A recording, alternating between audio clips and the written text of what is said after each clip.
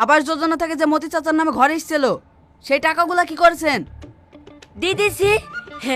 উনাদের গ্রামের মেম্বারের হাতে দিয়ে দিয়েছি। কত টাকা দিয়েছেন? 30,000। ঘরের জন্য তো সরকার থেকে 1,20,000 টাকা দেওয়া হয়, বাকি টাকা কোথায় গেল? আমি তো 50,000 পাই। ও পরে কি চলো সব আমি বলতে পারবো না। আমি আমার পার্টির জন্য 20,000 টাকা রেখি বাকি 30,000 টাকা মেম্বারকে দিয়ে দিয়েছি। ডাকুন মেম্বারকে। বলেন দা সাহেব। মতির ঘরের জন্য যে টাকাটা এসেছিল সেই টাকাটা কি করেছেন?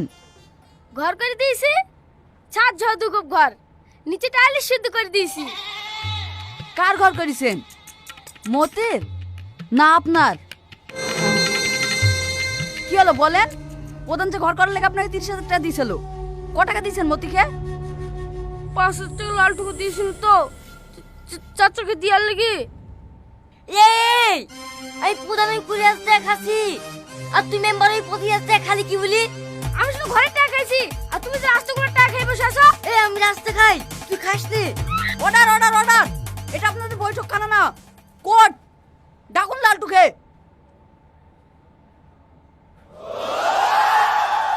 নমস্কার জজ সাহেব। মেম্বার যে তোমায় 5,000 টাকা দিয়েছিল মতির ঘর করার জন্য, সেই টাকা তুমি কি করেছো? আপনি এত বড় একটা জজ হয়ে এসব আমল তোর কথা বলেন কিভাবে? 5,000 টাকা কোনোদিন ঘর হয়? আপনি শান্ত হন স্যার, আর একটু ওষুধ খান। মেল ফেলবি নাকি?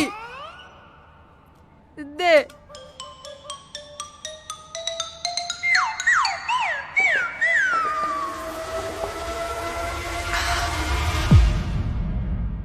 ওই 5,000 টাকা কি করেছি তাই বল। কি করব? ছেলেপিলে এনজয় করলে 3,000 টাকা লিছে আর 2,000 টাকা ভোট কিনে চাচা বাড়িতে দিয়ে এসছে। দিয়ে আসিনি চাচা? হ্যাঁ, আমি শুধু ওইটুকুই পেয়েছি। ছি, আপনাদের লজ্জা করে না? যারা আপনাদেরকে বিশ্বাস করে ভোট দিয়ে জিতাচ্ছে আপনারা তাদেরই হক মেরে খাইছেন। আপনারা যা অন্যায় করেছেন তার জন্য আপনাদেরকে যাবজ্জীবন জেল দেওয়া হবে।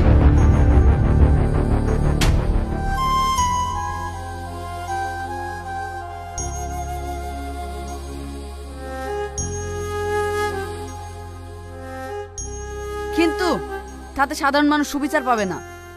তাই আমি চাই সরকারের পক্ষ থেকে সাধারণ মানুষদের জন্য যে সুযোগ সুবিধাগুলো আসে সেগুলো যেন তারা সঠিকভাবে পায়।